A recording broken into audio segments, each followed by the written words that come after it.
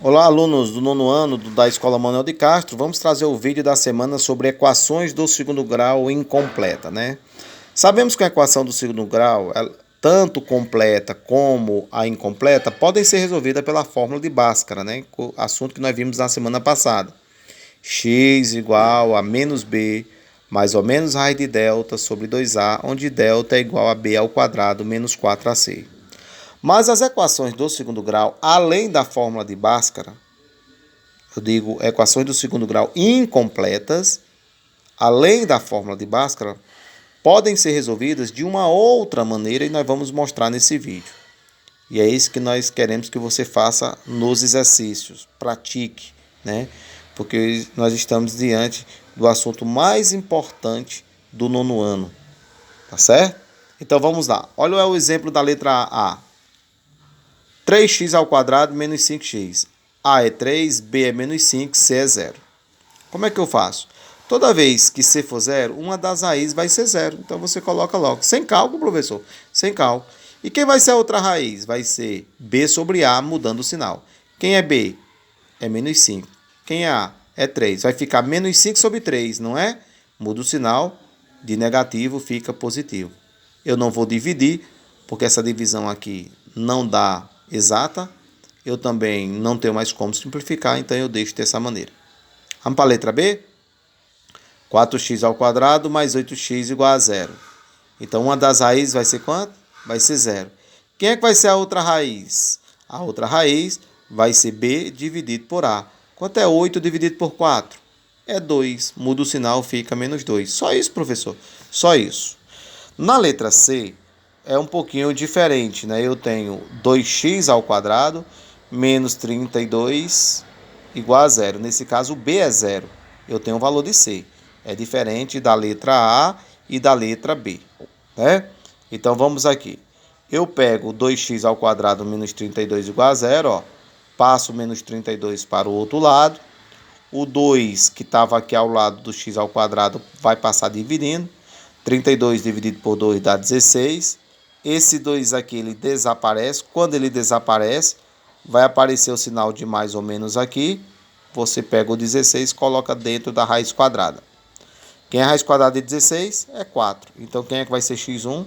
x1 vai ser 4 e x2 vai ser menos 4. Na letra D, o valor de A aqui, ó, é 1, o valor de B é 0 e o valor de C é mais 50. B continua sendo 0, é outro exemplo, certo? Eu passo mais 50 para o outro lado, ele vai negativo. Esse 2 desaparece, vai aparecer aqui o sinal de mais ou menos, aí raiz quadrada de menos 50. Nós sabemos que não tem raiz quadrada para menos 50, então nesse caso não existe raiz real, ou seja, não existe valores para x, né? Por quê? Porque não existe raiz quadrada para números negativos. Na letra E é um pouquinho parecido com a letra D, um pouquinho. O A é 1, o B é 0 e o C é menos 10. Mas quando eu passo o menos 10, ele vai positivo, né? Então, ó, o 2 desapareceu, do mesmo jeito, ó, desapareceu. Toda vez que o 2 desaparecer, no segundo membro vai aparecer o sinal de mais ou menos e o número vai para dentro da raiz. Aí fica a raiz de 10. Aqui não existe raiz, né? Porque o número é negativo. Nessa daqui ficou raiz de 10. 10 tem raiz quadrada, viu? Mas o 10 não tem raiz quadrada exata.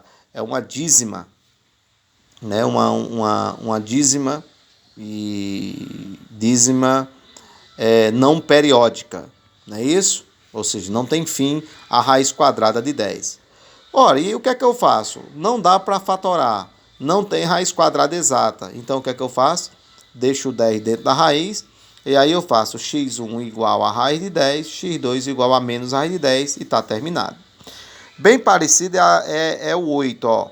Compare a letra E com a letra F. Eu pego o menos 8 do mesmo jeito, passo para o outro lado, do jeito que eu fiz com o 10. X igual a 8, o 8 vai para dentro da raiz. Aqui onde está a diferença. 10 tem raiz quadrada exata? Não. 8 tem raiz quadrada exata? Não. 10 dá para fatorar? Não. 8 dá para fatorar? Sim. Quando for possível fatorar, você fatora.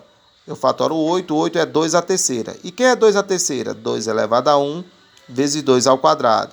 Aí eu vou aqui operar com o expoente com o índice, ó, um assunto que a gente viu lá no mês de fevereiro e março. divido esse 2 com esse 2. Esse 2 aqui ele sai da raiz, vem para frente, né? E o outro 2 fica porque ele está elevado a 1. Aqui eu já terminei. Então, quem vai ser a primeira raiz? x1 vai ser 2 raiz de 2, x2 vai ser menos 2 raiz de 2. Observe agora a letra C. Quem foram as raízes? Mais ou menos 4. Observe agora na letra E. Quem foram as raízes? Mais raiz de 10, menos raiz de 10. Observe a letra F. Quem foram as raízes? 2 raiz de 2, menos 2 raiz de 2. Não é coincidência, tá? Toda vez que você tem um valor de A e que você tem um valor de C e B for zero, e se a equação tiver raízes, tá certo? Uma vai ser positiva e a outra vai ser negativa. Serão os mesmos números. Nós chamamos de raízes opostas ou simétricas. E isso só vai acontecer, mais 4 é oposto de menos 4, tá certo? Mais 10 é o simétrico de menos 10. Tanto você pode falar oposto como simétrico, é a mesma coisa, tá certo? Então isso só vai acontecer quando B for zero, tá certo? Onde você tem o valor de A e tem o valor de C, e se a equação tiver raízes, porque vai ter casos que ela não vai ter.